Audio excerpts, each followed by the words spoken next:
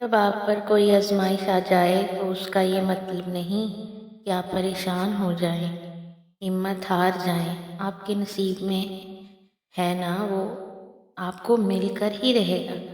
اللہ تعالیٰ بے شک کاتب تقدیر ہے، آپ کی دعاؤں کو آپ کا مقدر ضرور بنائے گا۔ جب آپ کی دعا کی توفیق دی ہے تو یقیناً آپ کے لیے معجزے ہونے والے ہیں۔ اللہ تعالیٰ نے آپ کو چن لیا ہے، اسی لیے آپ کو دعا کی توفیق دی گئی ہے۔ اللہ پاک چاہتے ہیں کہ تم مجھ سے مانگ لو، مجھ سے جو چاہے مانگ لو۔ اللہ تعالیٰ کو جو لوگ پسند آ جاتے ہیں نا، اللہ ان کو دعا کی توفیق عطا کر دیتا ہے۔ یاد رکھو، اللہ سبحانہ و تعالیٰ وہ ذات ہے جو دعا مانگنے والوں سے خوش اور نہ مانگنے والوں سے ناراض ہو جاتی ہے۔ اس لیے اس یقین کے ساتھ دعائیں کیا کریں کہ اللہ تب ہی دعا کی توفیق دیتا ہے جب اس نے قبول کرنی ہو۔ سنو، اللہ تعالیٰ کو اپنے کچھ بندوں کا مانگنا بڑا ہی پسند آ جاتا ہے۔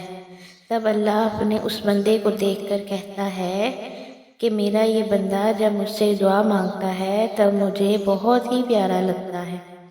اگر میں اس کو اس کی من چاہی مراد عطا کر دوں تو یہ میرے آگے اس طرف سے مانگنا چھوڑ دے گا اور مجھ سے دور ہو جائے گا۔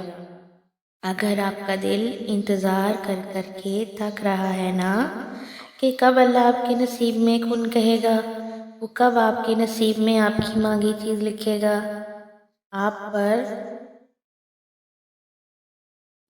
ہر لمحہ اس حاصل کو حاصل کرنے کی کوشش کر رہے ہیں، اپنی ٹوٹی ہوئی امیدوں کے لیے معجزوں کی تلاش میں ہیں۔ تو کیا آپ یہ جانتے نہیں کہ وہ سنتا بھی ہے اور دیکھتا بھی ہے، جانتا بھی ہے اور دیتا بھی ہے۔ اللہ تعالیٰ نے آپ کو وہ سب کچھ عطا کر دینا ہے جس کے لیے آپ ایک طویل عرصے سے صبر کر رہے ہیں۔ صبر کا انجام آپ کو بہترین طریقے سے ملنے والا ہے۔ اس لیے آپ دعا مانگتے رہیں، بار بار مانگیں اور بے انتہا مانگیں۔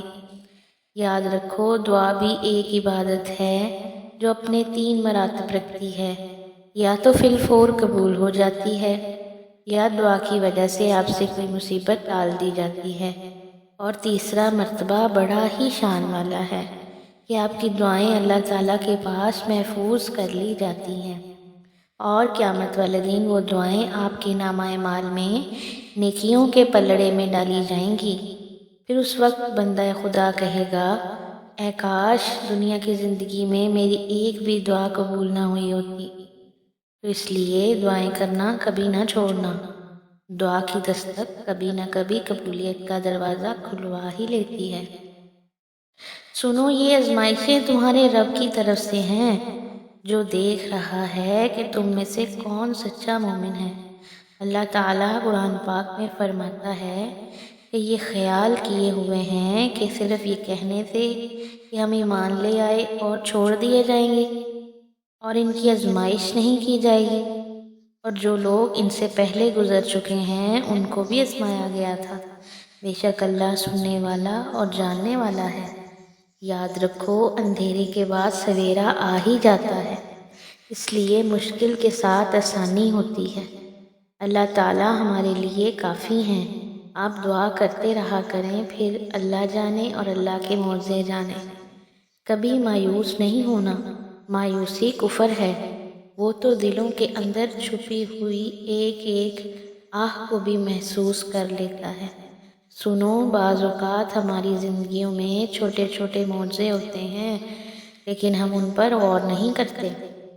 جیسے کسی چیز کو دل کیا، ابھی دل میں سوچا ہی ہوتا ہے اور وہ چیز ہمارے سامنے حاضر ہو جاتی ہے۔ کبھی کسی انسان سے ملنے کو دل کر رہا ہو تو کہیں سے ہمارے سامنے آ ہی جاتا ہے۔ یہ دعا کی قبولیت اور معجزے ہی تو ہیں۔ کچھ وقت اپنے اللہ کو دینا شروع کرو اور اپنے اللہ کی دی ہوئی نعمتوں پر غور کرنا شروع کرو، اور اپنے اللہ کو سجدوں میں پکارو اور اللہ کی دی ہوئی نعمتوں کا شکر ادا کرو کہ اس نے تمہیں کئی لوگوں سے افضل رکھا ہوا ہے۔ بس نا امید نہ ہونا، رب کے در سے امید کا دامن کبھی نہ چھوٹنے دینا۔ وہ رب آزمائشیں ختم کرنے پر قادر ہے۔ آزمائشیں ختم ہونے کی سب سے بڑی نشانی یہ ہے کہ وہ تمہیں دعا کی توفیق دے دیتا ہے۔ میری اللہ سے دعا ہے کہ اللہ پاک آپ کی تمام آزمائشیں ختم کر دے، آمین۔